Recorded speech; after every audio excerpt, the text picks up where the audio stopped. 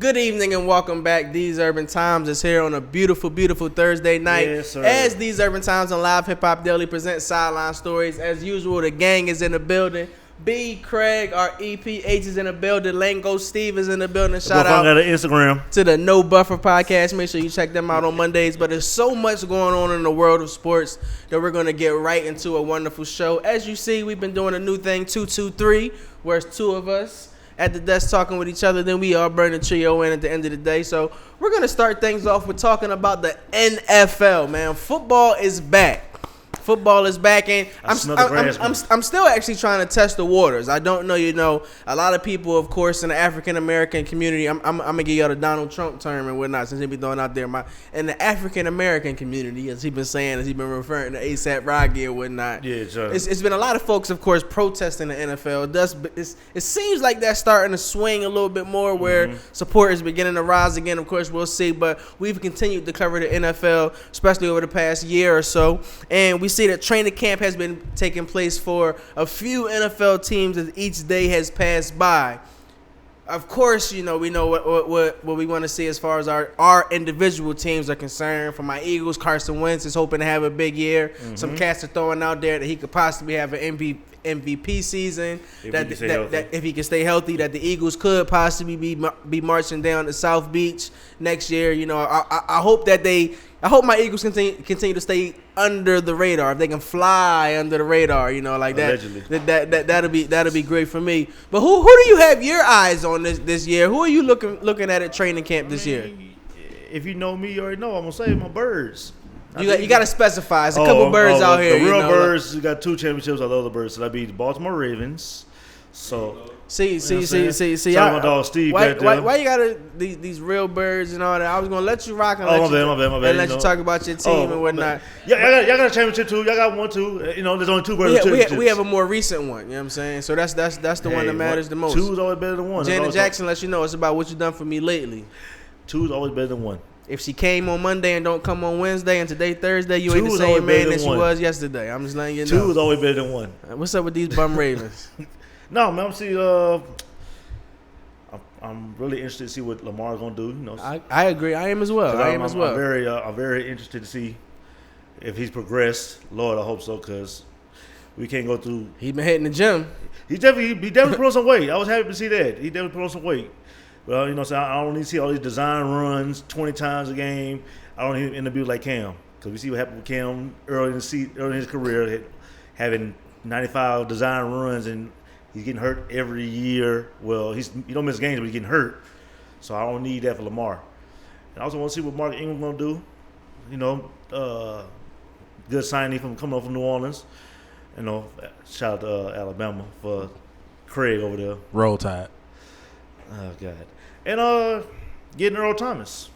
That was a big pickup. That was a big pickup. I was shocked he was still sitting on the side. I was hoping the Eagles would have picked him up. And y'all remember we were talking about that on a couple episodes. And I saw him. I think he did. It was great to see y'all pick him up. Good pickup. Exactly. We had to pick him up to lose Eric Weddle and then go to the Chargers. And Eric got a little chip on his shoulder after what happened last year, not getting paid from the Seahawks. And definitely see what his feelings are still feeling toward Pete Carroll. so he ain't talking to him no time soon. We see that happen. That's that Young Joe method and whatnot. Yeah, FDB. Yeah, FDB for real. But it's gonna be very interesting. No Terrell Suggs for the first time in 16, 17 years.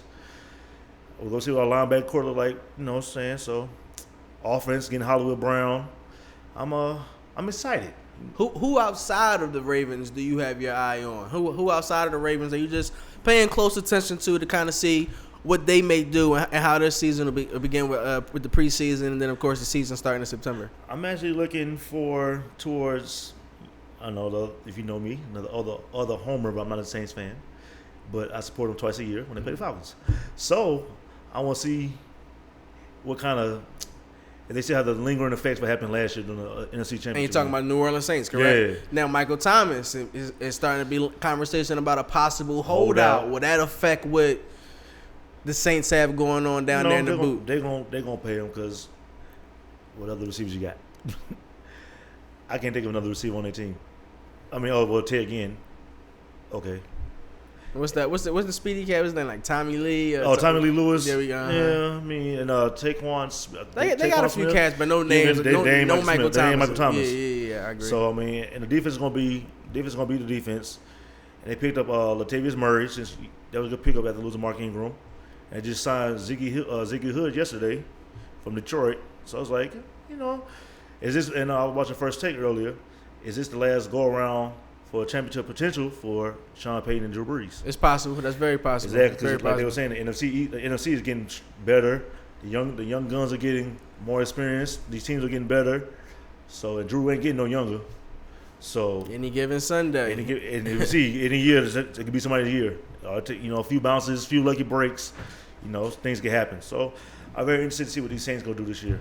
I want to keep my eye on H's New York Jets. I saw some highlights of Le'Veon and of course C.J. Mosley. Yeah. I do want to see how Sam Darnold transitions in his second year. I think he's going to be a cat to watch out for. I said I wasn't going to give out a lot of advice this year, but he might be a fantasy sleeper. I'm going to keep a lot of my fantasy expertise to myself because that's what he said. Expertise. He said expertise. I mean, I won 2 years straight before losing the last two. You know what I'm saying? So. I mean, I'm still okay, LeBron. I'm still going on Pep, but I do think Sam Darnold with Le'Veon Bell, Adam Gase. I think Sam Darnold's going to put up some points in fantasy. Le'Veon as well, but I think Sam Darnold. Le'Veon and Jeremiah Crowder and Ronnie Anderson. Oh yeah, and he's reliable. He's reliable. When he's not in police custody. That too. So Le'Veon, Juice is gonna get the ball 500 times this year, no matter catching or receiving. So I mean, the Jets gonna be all right. Mr. President Jamal Adams, LSU DBU. Jets certainly will be all right. That'll be another team to keep our eye on. So fly, Pelican, fly. It's something Scarface said back in the day in the classic movie, of course, and of course. With all eyes being in the boot now because of the number 1 overall pick in this year's 2019 NBA draft, Zion Williamson, headed to New Orleans. It's going to be a lot of focus on basketball in the state of Louisiana. Yeah. But we now know exactly what Zion will have on his feet when it will be time to take flight and believe he can fly when he takes on the Atlanta Hawks in his preseason opener down here at State Farm Arena. You know what I'm saying? Nice. At first, I know it all starts with me. You know what I'm saying? So Zion has taken his talents to Jordan Brand. He's the newest face of Jordan Brand. He let it be known, Air Jordan, Michael Jordan, greatest player to ever do it. So, of course, it's an honor and a privilege to wear his sneaks. Big deal, biggest deal ever for a rookie. However they broke the numbers down. I think the biggest annual for a rookie. So it's not like Brian had a big year, but annually. Well, he was longer, though. Yeah. Brian had 10 for 90 or 9 for 90, something like that.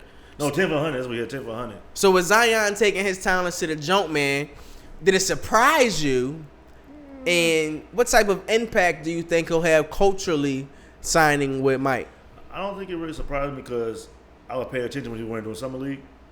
He wore Puma. I think he turned out a bigger deal. Puma. Mm-hmm. Puma and Puma and the one that has Klay Thompson. Oh, Anta. Yeah, there we go. Anta, yeah.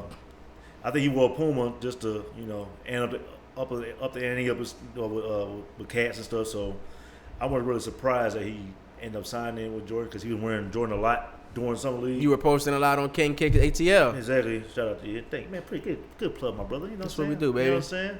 But he was definitely wearing a lot of Jordans, off-whites. He wore that during draft week. He wore a lot of off-whites and stuff.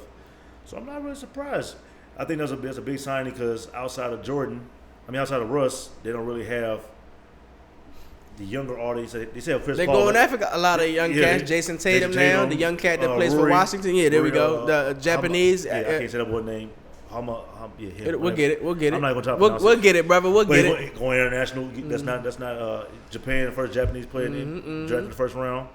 So we got him, Jason Tatum, Kemba, Chris Paul's still there. Russell Westbrook's still there. Russ, Blake Griffin, Maya Moore. And Kia Nurse from in the WNBA, they got 2. So they're expanding their young talent out there. What type of impact do you think Zion will it have an impact with him, and will he have an ugly shoe, or will it be a shoe that actually sells? See, the thing is, I don't think his shoes gonna be ugly because people still realize like Jordan shoes are made to hoop in, like rush shoes are made to hoop in, they're not made to be worn outside with a fit.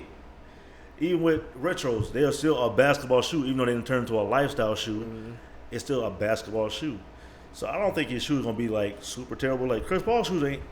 If you trying to hoop in them, just get some hooping shoes. Yeah, they're not bad.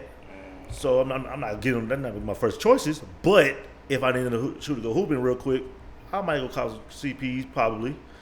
You know, if they free, I won't be mad at it either. So I mean, I don't think Jordan's shoe. I mean, for Zion at least, it's gonna be ugly. They definitely gotta make something to fit for him. Because that's a huge child, so you gotta make something that's gonna be sturdy enough for somebody that's 280 pounds. Any prediction on what the I think shoe setup will look like? Like it'll be more of a mid. I don't think it'll be no lows. Okay. Because we saw what happened when he did with the lows, he bust out of them. So probably go more of a like the mid, kind of like the Kyrie ones. Okay. I can see that. Kyrie ones kind of little mid tops. So I mean, you know, he wore a lot of Kyrie's as well. He wore a lot of Kyrie's. Matter of fact, he wore all the Kyrie ones pretty much during the season. So if you go in that field, in that realm, and the little fly nets, you might be all right. I'm very interested to see, and also what kind of colorways they could do with the Pelicans. Because you can do the Mardi Gras colorway. You can do the blue, the navy blue with gold and red in it. It's rumors. Maybe you can confirm it. It's also rumors that they may have a new color scheme, new jersey for their alternative jersey or something this year. I haven't seen. They may, and I won't be. What I think they should do is do like a black and gold jersey, which makes a whole lot of sense. Similar to the Saints. Similar to the Saints, so go to a black and gold jersey. But, you know, people might try to say they'll play on of the OVO jerseys.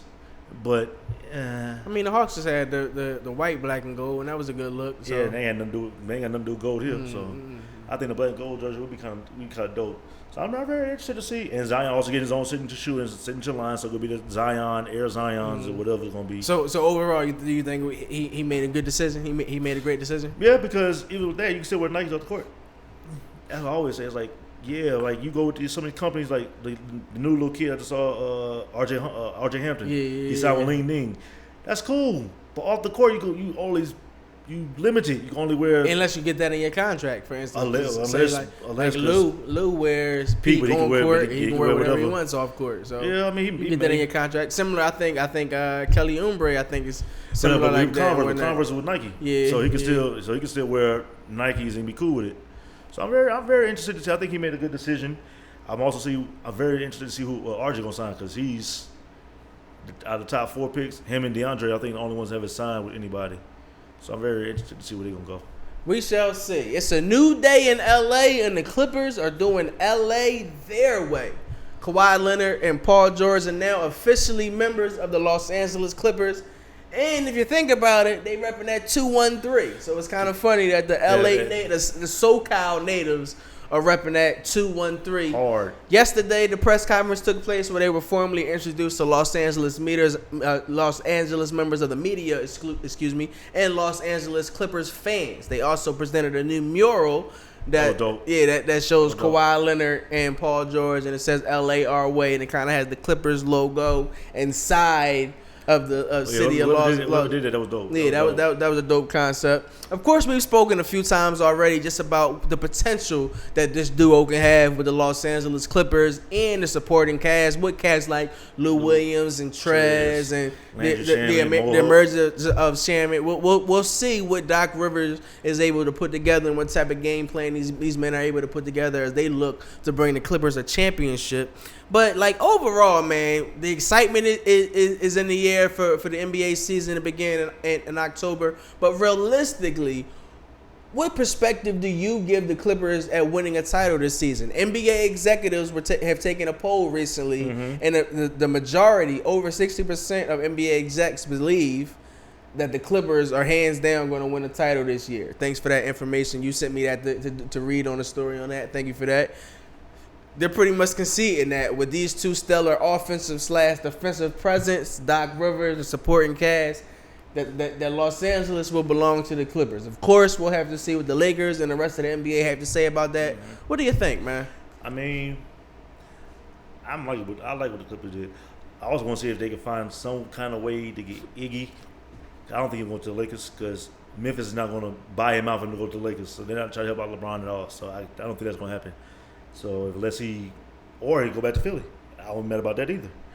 But I like what the Clippers are doing. Getting, like you said, Lou, Trez, Pat, Shamet, Zubac, Mo Harless. Like you have, like Doc was saying, you have a good team, a blacktop team as Doc was calling them. So you got a team that's want to muck things up, be the bullies, I guess. And you add Kawhi and Paul, who's arguably the best two-way defenders in the league outside of Clay. So I'm like, and you got Doc Rivers and Sam Cassell and Jerry West. Hey, man. When the organization, you see the excitement Steve Ballmer had yesterday. Hey, man, if I was in the league, and also that was also a good thing from doing that too, because that also shows free agency in the future. Oh, you got an owner like this because he might be the most what's the word I want to look for? Energetic, yeah. Most energetic owner I've ever seen as long as I've been around the league. You got to be the most energetic owner I've ever seen. You talking like you've been around the league since birth or something like that. I kind of have. I've kind of been since '89. So talking like you've been around the league since you was a baby. Magic Johnson wasn't holding you. A little bit, man. I was born in this, man. You know what I'm saying? But I won't be. He is the most energetic owner because outside of him, I think I would probably go as Mark Cuban. And he's toned down. He's toned down a whole lot. He's toned down. So Steve Ballmer he's on 1,000. So I think you saw he was do the press conference. He told everybody get up. You see, get up right now, y'all. We got Paul. He clapped like saying, now he knocking mics over, slapping babies and all that. Yeah. That boy clapped like Les Miles. Yeah, that boy was crazy. That boy going crazy. I ain't mad at him. He looked at it as a smart investment. And also what they did with their press conference was smart too.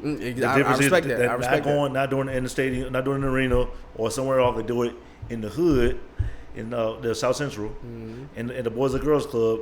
So now they try to also let the play community. So y'all try to be. We here for y'all. We here for the people. LA our way. LA our way. We here for the people. So they also gonna be playing off of their mantra, their motto. So I think kids nowadays, like the younger kids, are gonna grow up being Clippers fans. Like Kawhi said yesterday, we're gonna start our era. We're gonna start our era in the last 6-7 years. The Clippers have been better than the Lakers. I mean, it's the truth. So the younger generation are gonna fall into the Lob City, go off the Lob City, come into the Lou Williams era, then come into the Paul George and Kawhi, and if they win, you already know how the times can flip. Like the LAs are more like your uncles, your dads, your granddads, and all that. That was them. The younger generation are going to with the new thing, the technology, all this. That's what the Clippers are providing you. So I think there's gonna be a tide. The times gonna be changed. Gonna be changing the cities, I guess. So instead of purple and gold, it'll be red, white, and blue. And I ain't talking about the patriotic.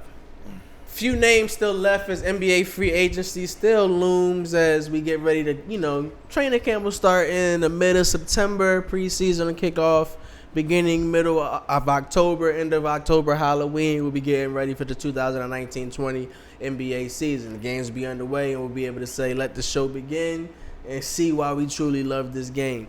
But just off the top of the head, give me about 5 to 7 players who still are out there in free agency that you believe can make an impact in a certain situation. Jamal Crawford. Melo, because the disrespect is going on, is ridiculous. Who else is still out there? Who else is still a free agent? I just looked at the list the other day. What y'all? Help me, somebody help me. Are those the biggest two that you? Those are two biggest names I could think of off the top of my head. Dwight Howard's out there. Dwight, I forgot. Yeah, Dwight could be a presence in. I don't know his stock. Should go to Golden State, man. Should go to Golden State. No, they released him, so he's not with the Grizzlies no more. I told one of my boss, I said I think he should go to the Clippers. In the sense of, because Montrez is not really a 5. You don't really have a backup for Zubac. You don't need Dwight to do a whole lot. You just need Dwight to rim run. He get you 8 to 10 points. Play a little defense in the playoffs and be a presence in the playoffs with everything slow down. And get boards. He can still do that. So I won't be mad if the White go to the Clippers. And there is somebody else that is still big as a free agent.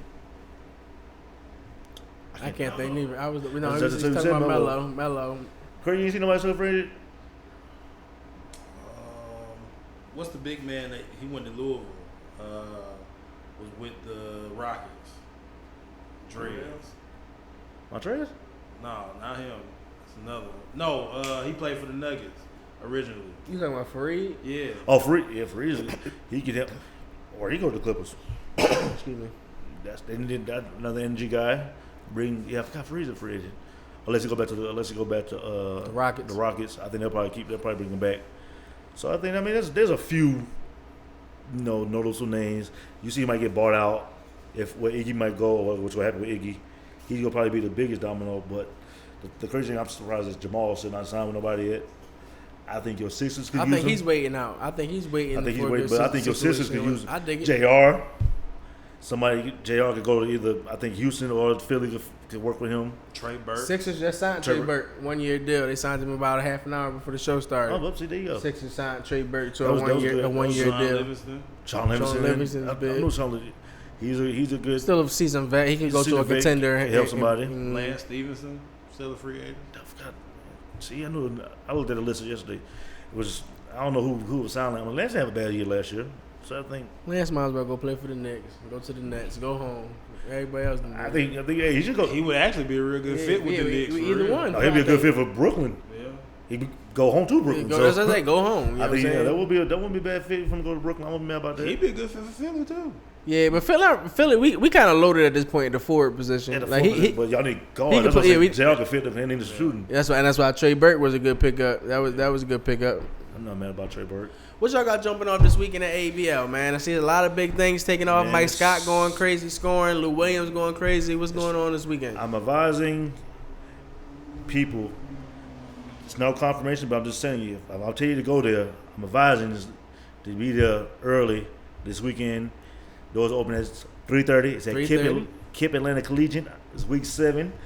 Teams are starting to jockey for these positions, but these playoffs are starting in 2 weeks. So you never know who's going to be in the building. I'm saying that there. I'm leaving that there. You never know who's going to be in the building. So if you say I didn't tell you, I'm telling you right now. So I'm advising you to be there Saturday and Sunday. Doors open at 3:30. You never know who's going to be in the building. So I'm going to leave it at that. One more time, where will it be? We're going to be at Kip Atlanta Collegiate. You know, if you need to find it, it's on the west side, yeah. You know what I'm saying? Type it in there, you'll be able to find it. Everything will be safe, so don't be scared. KIPP, Atlanta Collegiate. The MLB trade deadline is coming up. Steve Kerr didn't really like how things went down with AD. Melvin Gordon, is he going to stay with the LA Chargers? We got a lot more to discuss. Craig Armstrong is going to join me at the desk. We're going to take a quick break. We'll be right back. Stay tuned. These Urban Times right here on Live Hip Hop Daily present Sideline Stories.